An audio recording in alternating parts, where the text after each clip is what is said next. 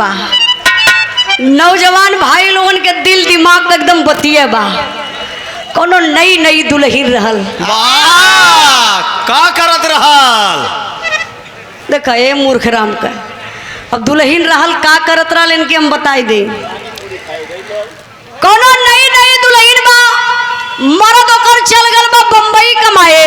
वाह अब मर्द गल बम्बई कमाए तो कोनो बढ़िया कंपनी में नौकरी पाए गल। हाँ करियई कंपनी में। करियई कंपनी का होले? हाँ भैंसिन के गोबर फेंकत रहा। अच्छा हाँ भैंसिन का तबेला। वाह वही में सुपरवाइजर भी रहना। मर्दा गयल बढ़िया नौकरी है पौलस भैंसिन के तबेला में लग गयल। हाँ रोज सांझ सवेरे गा रहे खाली का गारत रहा? दूध गा रहे दूध। ताड़ी उड़ी मत बता दी है नहीं तो लोग तड़खाने जाए लगे हैं।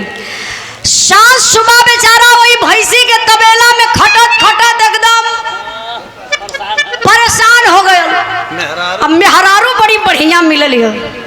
कहले जाला एक कहावत दादा लोग कहले हुआ कि जितना गांव के वैसा नहीं रहा जो थोड़ा से हाँ लड़बका टाइप के।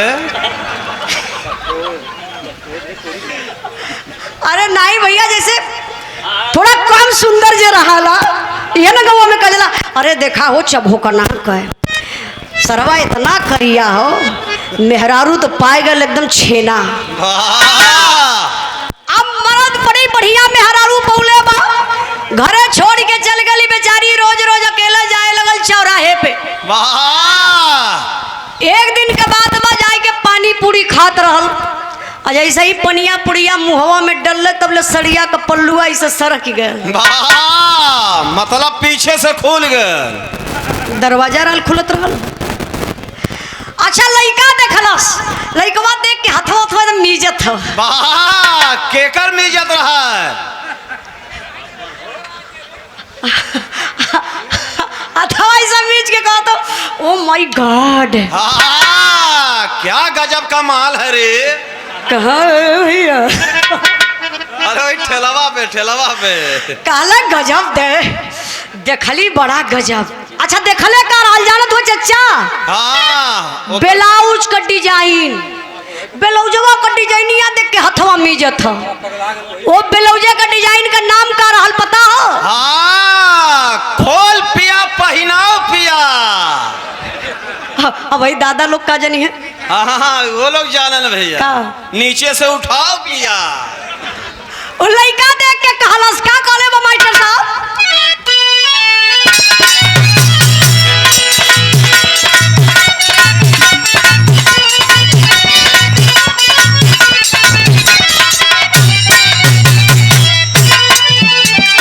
इहे कहत को लड़का का अरे बाड़ी झमकावे लुकरे जा तोहरो बलमुआ हुआ कौना लाइन के। बाड़ी झमकावे लुकरे जा तोहरो बलमुआ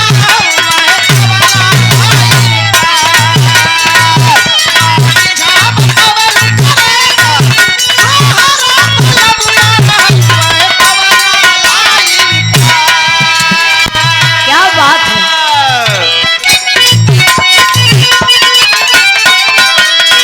यह लड़का कहले बाए अरे बाड़ी झमकावे लुकरे जा तोहरो बलमुआ हुआ कौना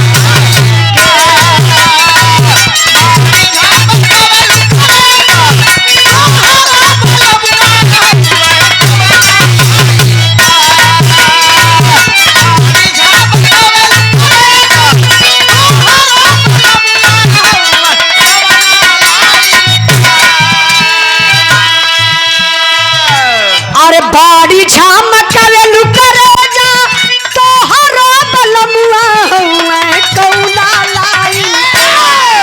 रोज रोज घूमैलू बजरिया रोज रोज घूमैलू बजरिया कहीं के माया डिजाइन के।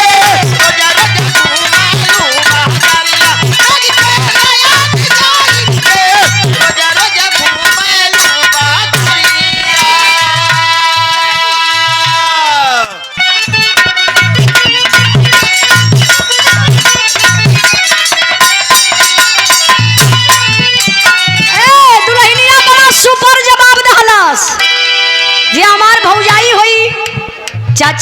दादी हैं, माई हैं, बहनी हैं, दीदी हैं, लेकिन जे भौजाई बा ओकरे बदे खास तौर से ई लाइन बा। कैसे? अरे कहल हमर माने सैया तोहरा मिल रउना या लगरजी हउए हो।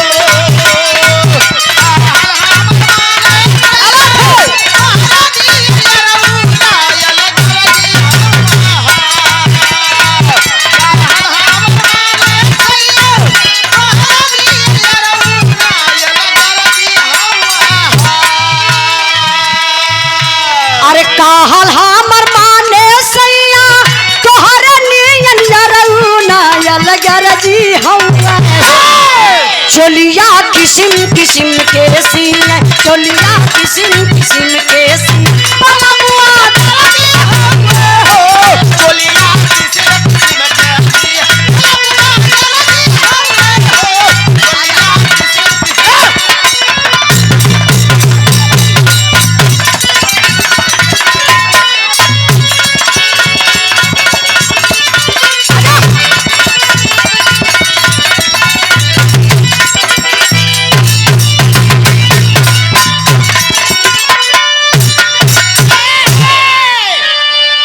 एक घंटा धुन तराना गाई, टाइम बर्बाद हो जाइए।